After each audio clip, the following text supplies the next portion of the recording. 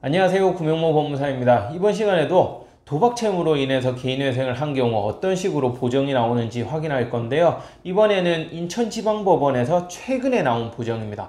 지난 영상에서는 제가 수원지방법원에서 최근에 보정이 어떻게 나왔는지 알려드렸는데, 이번 영상에서는 인천지방법원에 개인회생을 한 사례 중에서 채무의 일부를 도박에 사용한 경우 어떤 식으로 보정이 나오는지, 또 수원지방법원하고는 어떤 차이점이 있는지 알아보겠습니다.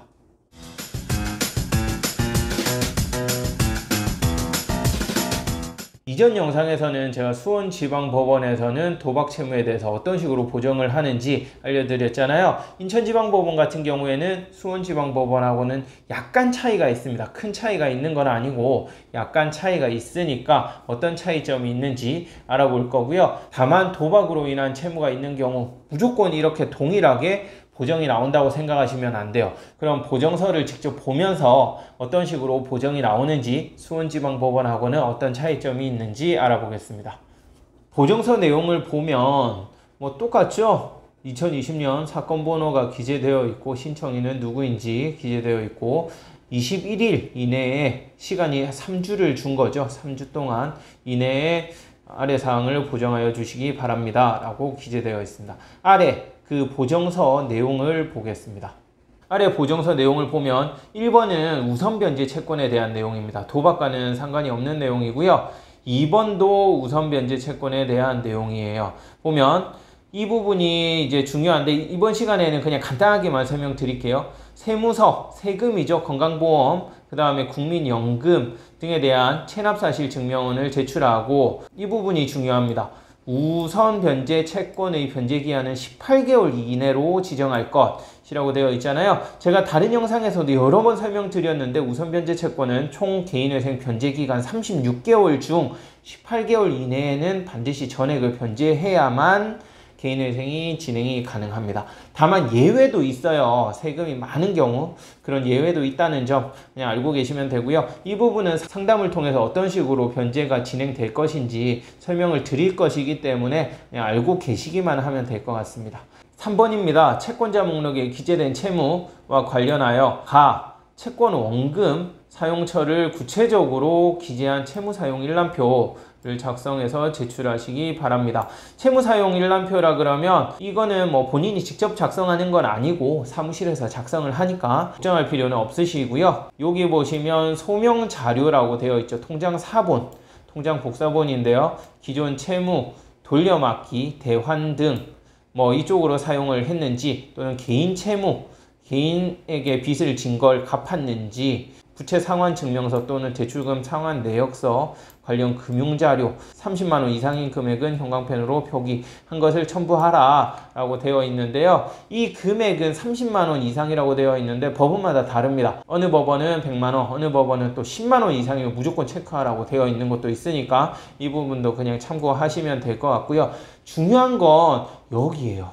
최근 채무, 빨간색으로 되어 있습니다. 아주 중요한 거예요. 왜냐하면 제가 직전 영상에서 설명드린 수원지방법원 같은 경우에 최근 채무라는 내용이 없었어요. 단순히 도박에 사용한 대금은 전부 청산가치에 반영하라 이렇게만 되어 있는데, 여기 보면 최근 채무라고 되어 있죠. 최근 채무는 무엇이냐? 최근 1년 이내의 채무를 최근 채무라고 합니다. 1년 이내의 대출금이에요. 즉 8번, 10번, 11번, 12, 14, 15 전부 다 1년 이내 대출을 받은 채무거든요. 그 채무에 대해서만큼은 사용처에 대해서 확인을 하겠다 이 내용입니다. 나번을 보시면 위 소명하지 못한 금액하고 괄호해서 이 부분이 중요하죠. 또 도박, 스포츠, 토토 사용액 포함이라고 되어 있죠. 즉 내가 소명을 하지 못했든지 아니면 도박이나 스포츠 토토에 사용한 경우에는 전액을 청산가치에 재반영하라 이렇게 되어 있어요. 청산가치에는 반영을 하면 됩니다. 가장 중요한 건 최근 채무 1년 이내에 대출을 받아서 도박이나 스포츠 토토에 사용한 경우에는 그거는 당신이 가지고 있는 재산으로 보겠다 이런 말이에요. 그러니까 청산가치에 반영을 하라 이 말입니다. 이게 왜 중요하냐면 수원지방법원 같은 경우에는 1년 이내의 채무뿐만 아니라 1년 이전에 대출을 받았다 하더라도 도박에 사용한 경우에는 모두 청산가치에 반영하라라고 보정이 나왔거든요. 그에 비해서 인천지방법원 같은 경우에는 1년 이내에만 이렇게 청산가치 반영하라라고 나온다는 점, 상당히 큰 차이점이죠.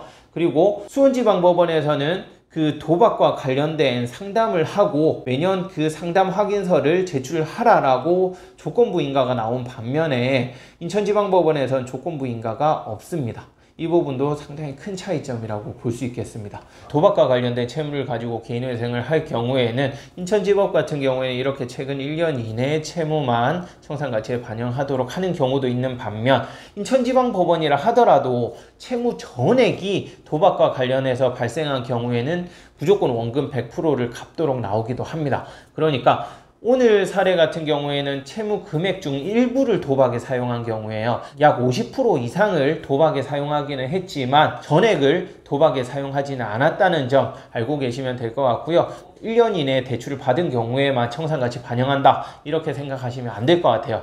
이 부분에 대해서는 반드시 전문가하고 상담을 통해서 명확히 확인을 하시고 개인회생을 진행하셔야 될 것 같습니다. 네, 끝까지 시청해 주셔서 감사하고요. 구독, 신청, 좋아요 꼭 부탁드리겠습니다. 그리고 상담 전화는 항상 제가 직접 받으니까 부담 갖지 마시고 궁금한 점 있으시면 전화 주시기 바랍니다. 감사합니다.